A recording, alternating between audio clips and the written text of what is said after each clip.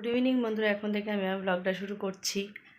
তো এখন আমি মাসির বাড়ি যাব। বড় মাসি হসপিটাল থেকে ফিরেছে। তো তোমাদের তো বললাম বড় মাসি হসপিটালে ভর্তি ছিল, অসুস্থ। তো যাবো করে যাওয়া হয়নি ছেলে পরীক্ষার জন্য।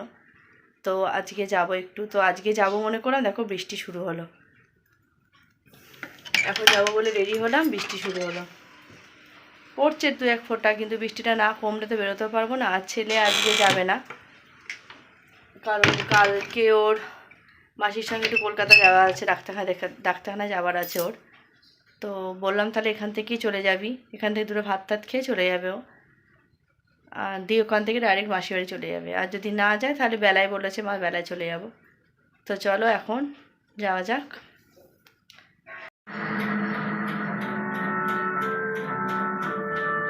বড় মেসোমশাই তো শরীর খারাপ ছিলই, আর বড় মাসির হসপিটালে ভর্তি হওয়ার পর থেকে বড় মাসির চুপচাপ হয়ে গেছে। বড় মাসিরও শরীর খুব খারাপ। বাপরে, এত বড় বড় করে তাকাচ্ছে, ভয় লেগে যাচ্ছে চোখগুলো দেখে। গুড মর্নিং বন্ধুরা, এখন আছি আমি বড় মাসিদের বাড়ির ছাদে। তো বৃষ্টি পড়ছে, আর দেখো গাছের পাতাগুলো পুরো হলুদ হয়ে গেছে, গাছের পাতাগুলো। আর কত ফুল ফুটেছে দেখো এই গাছটায়, দাঁড়াও দেখাচ্ছি। এই বাড়িটায় আমি আগে পড়তে আসতাম, ছোটোবেলায় এই বাড়িটায় পড়তে আসতাম। ওইখানে পড়তে বসাতো আমায়, সব আমরা ওখানে বসে পড়তাম। বহুত পুরনো বাড়ি। আর ছাদের ভিউটা দেখো।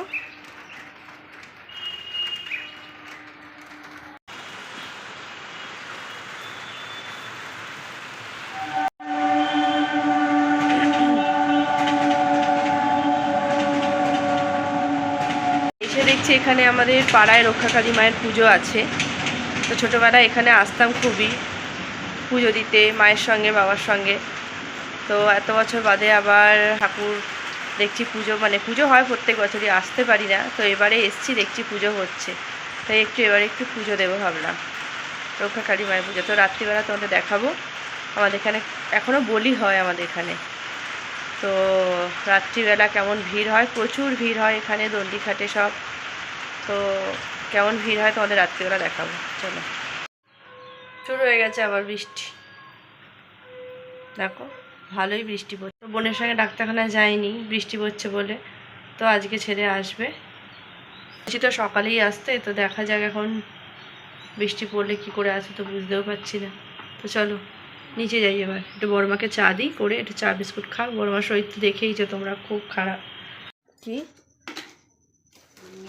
নিয়ে যাচ্ছি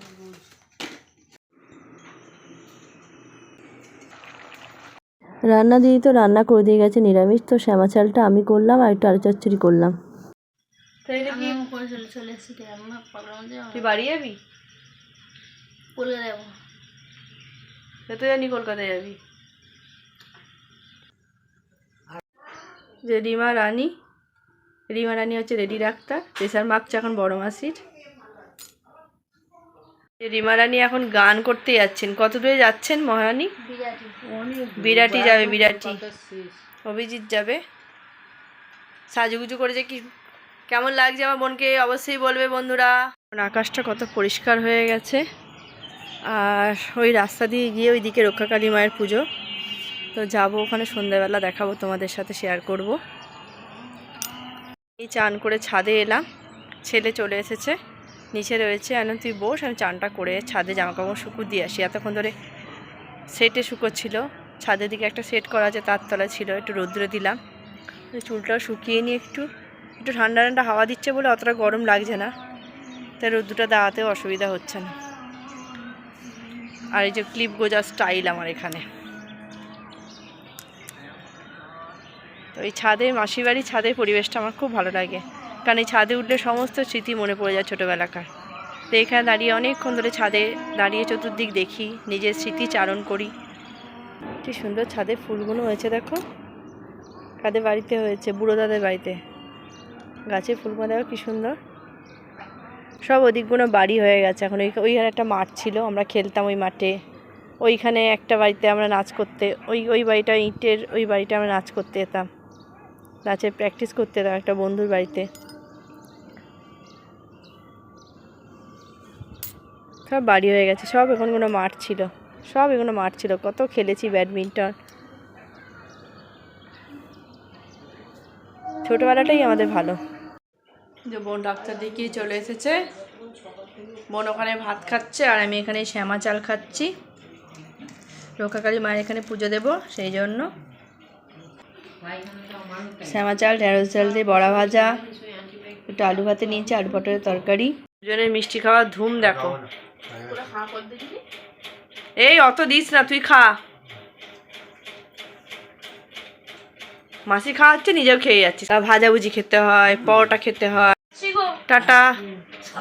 হ্যাঁ, তুমি ভালোভাবে থাকবে। হ্যাঁ,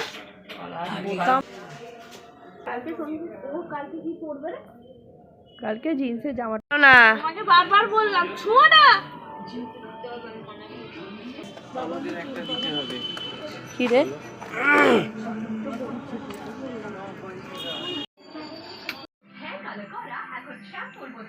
চলো।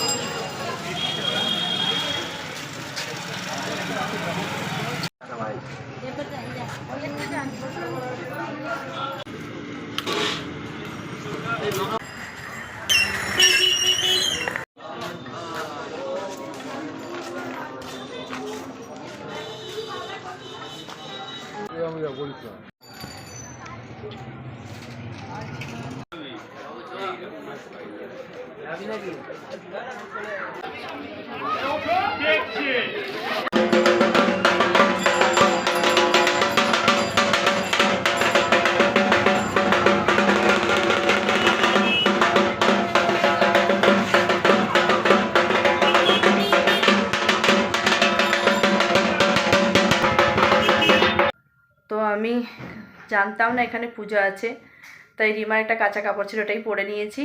আর কি বসেছে সব মোমবাতি প্রদীপ জ্বালাচ্ছে, বড়মাকে একটু নিয়ে গিয়ে দেখিয়ে নিয়ে আসি। সেকে একটু নিয়ে যাচ্ছি, আমি একটু মোমবাতি আর ধূপ দিয়ে এলাম, ফুলমালা মিষ্টি সব দিয়ে এসছি। বড়মাসিকে একটুখানি নিয়ে যাচ্ছি।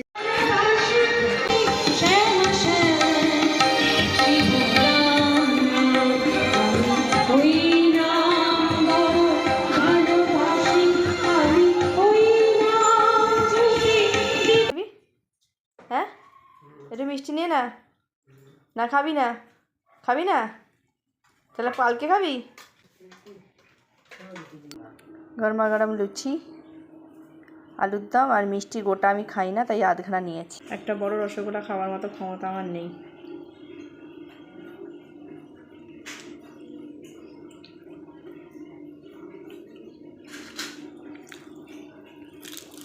পুজো দিয়ে চলে এসেছি, পুজো অবশ্য রাত্রে হবে, সব নাম টাম লিখিয়ে দিয়ে এসেছি। কটা থেকে পুজো আরম্ভ হবে মাম্মা? 11:30? 11:30 সাড়ে 11:30 থেকে পুজো আরম্ভ হবে। হ্যাঁ, ও তাই দিয়ে চলে এসেছি, এখন আমি লুচি খাচ্ছি। আর সারাদিনই শ্যামা চা লুচি খেয়েই ছিলাম। সকালে শ্যামা চাল খেয়েছি, এখন লুচি খাচ্ছি। খেয়ে আবার মন্দিরে যাব। রিমাও আসবে, যাব। ছেলে হয়ে গেছে খাওয়া, চলো খেয়ে নি।